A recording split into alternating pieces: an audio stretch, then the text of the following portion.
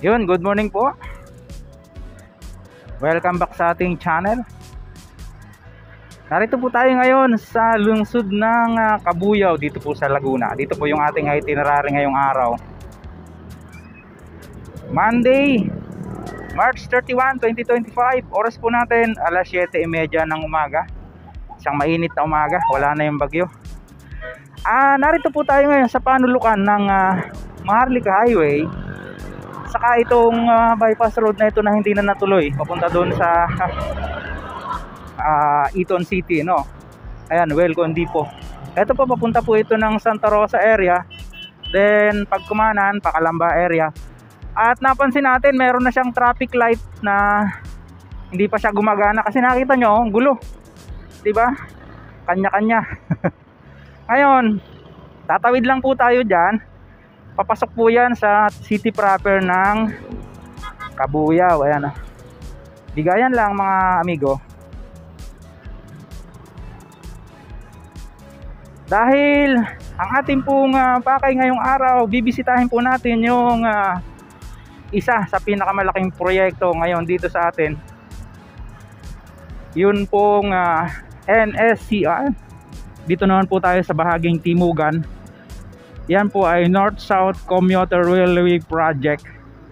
Mag-uumpisa po yan doon sa Clark sa Pampanga hanggang dito po sa lalawigan ng Laguna sa Calamba. 147 kilometers North-South Railway Project po yan. At ito pong ating bibisitahin, yung pong dito sa bayan nga ng Cabuyao. Mahigit isang buwan na po, or more or less 1 month na yung huling vlog natin. Mabilis po kasi yung progress dito mga kabayan. Ito shortcut ito from highway hanggang city proper, no? Ayan. Elsol na po itong nasa right side natin. Okay, parking. Kasi yung usual na dinadaanan natin doon sa Barangay Dita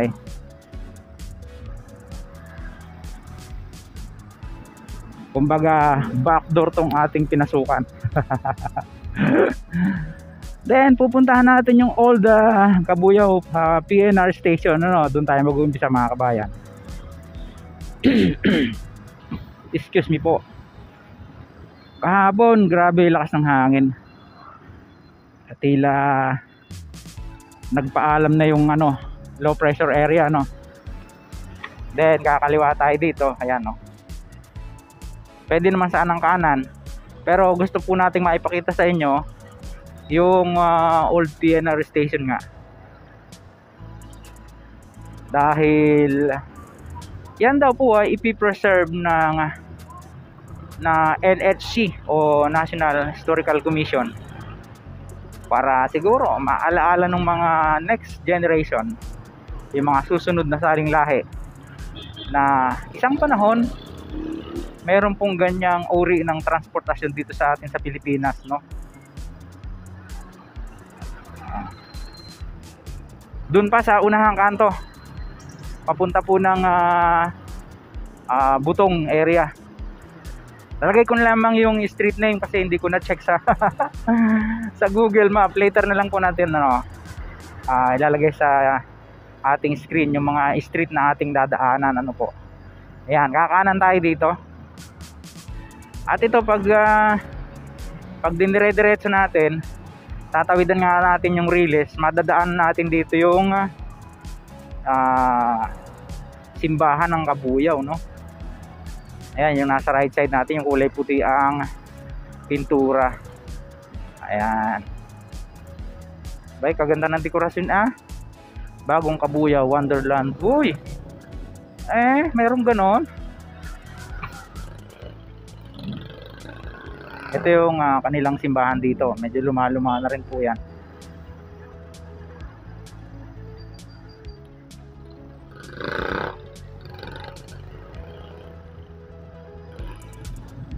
Shout out kay Sir Patrick Jos Balisno. Yan. Later na lang po natin pupuntahan yung San Pedro. Mas maganda po kasi yung development dito, mas mabilis. Dito sa Cabuyao area. At paghahatiin natin yung ating vlog ngayong araw, doon hanggang doon sa may Banlik. Yun naman po ay Kabuyaw pa rin, pero mayroon siyang separate na station, yung Banlik station. Kakanan tayo dyan mamaya, pero silipin muna natin dito.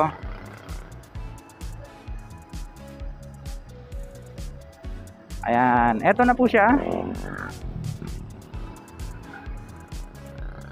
Yun naman, papunta dun yan, San Santa Rosa. Yung nakikita nyo na LG na kulay orange. Ikot lang tayo. Di tayo pwede magtagal doon, maraming bantay.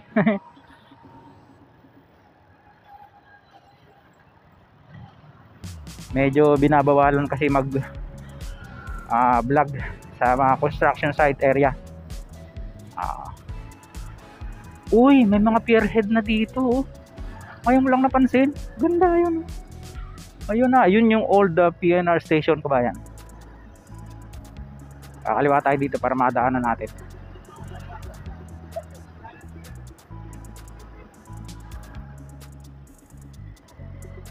Yan.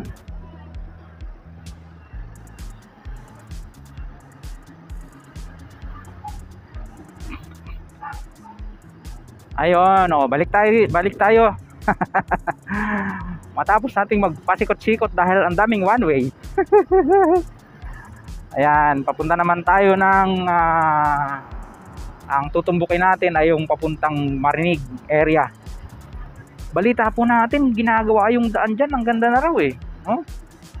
May sidewalk, tapos may mga street lamps.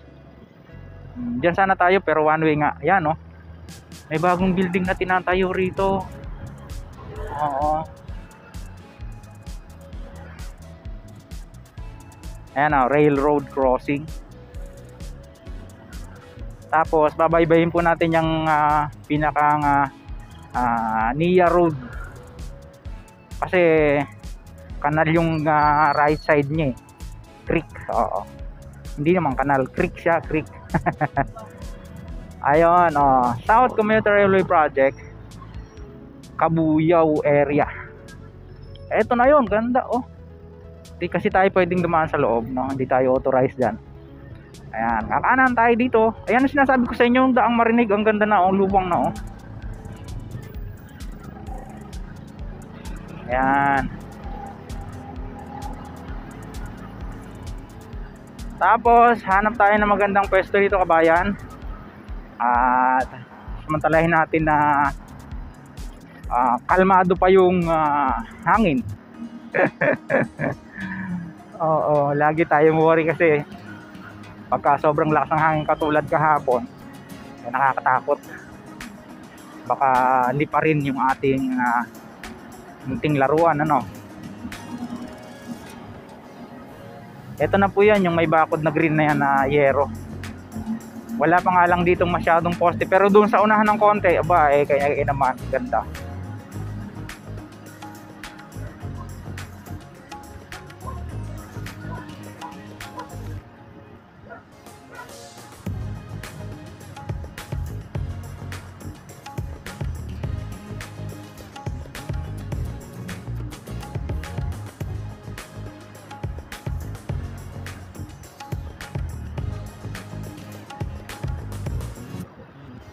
Ayan, kagaya nga po nung sinasabi ko sa inyo kanina, aabangan natin dito kung saan itatayo mismo.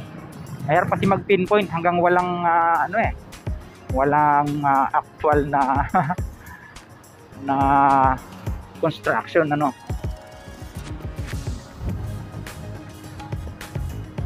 Pero usually ilalagay yan dun sa madaling puntahan ng mga pasahero, ng mga tao, no?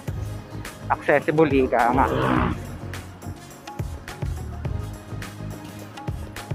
Ayun, natatanaw na natin yung mga poster rito, mga kabayan.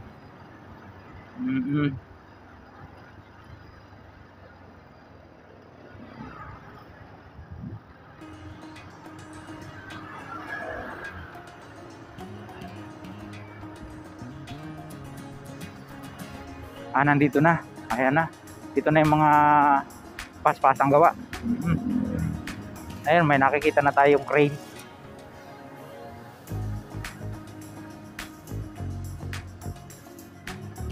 Ayun oh, may mga pier head na siya. Galing. Dito mataas yung elevation, ano? Ang galing. Ang galing. Alam nyo kung kaninong linya yon? Kay Kong TV yon. Yan. Wow, ganda hoy, ganda. O, tapos kukuha tayo ng aerial shot, kabayan. Yan.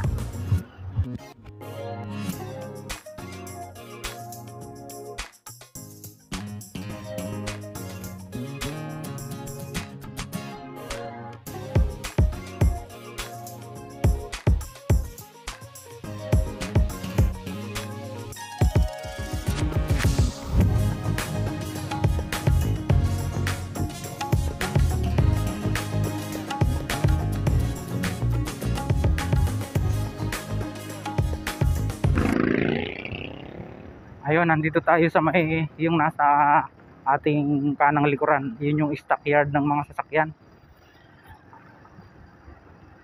Tapos tatawid tayo dito kasi ito access to papunta doon sa highway yata yan, na Maharlika Highway sa may Niugan, Barangay Niugan. Yun, maganda na rito. Ang dulas nito pag pag umulan. Ayan. Grabe, alikabok, kabayan. Siyempre, sabihin pang construction site. Ayan, no? Kaya lang hindi natin mapababa yung drone natin. Gawa ng siyempre nakakaalangan, gawa ng maraming gumagawa. May mga pasok sila ngayon. Hindi katulad natin, wala tayong pasok.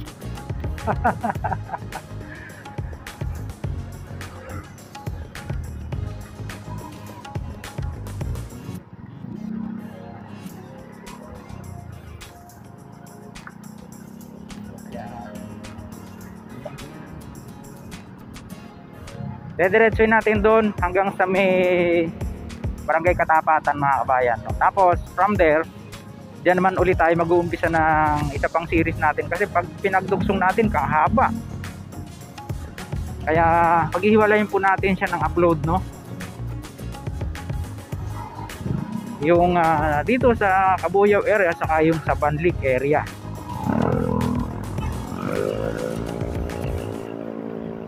Nako, sabaywan na lisang pa ni kuya.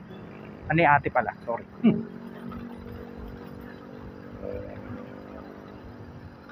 Dito naman ongoing yung paglalagay ng pier column.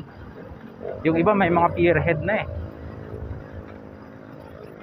Tapos yung iba ongoing pa rin yung board piling. Hindi pwedeng sabay-sabay kasi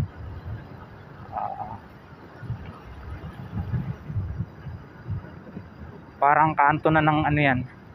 So yun, hanggang dito na lang po muna yung ating unang vlog ngayong araw dito po sa NSCR Cabuyao area. Sa mga ngayon lang napagawi sa ating pong munting channel, huwag niyo pong kalimutang mag-like at mag-subscribe, pakipindot po ang notification bell para lagi kayong updated anytime na mag-upload po tayo ng video. Ito pong muli sa Kabayang Alex, lagi nagpapaalam. Mag-ingat po tayo, lagi tayong manalangin at magpasalamat. See you po on my next vlog, God willing. Bye bye.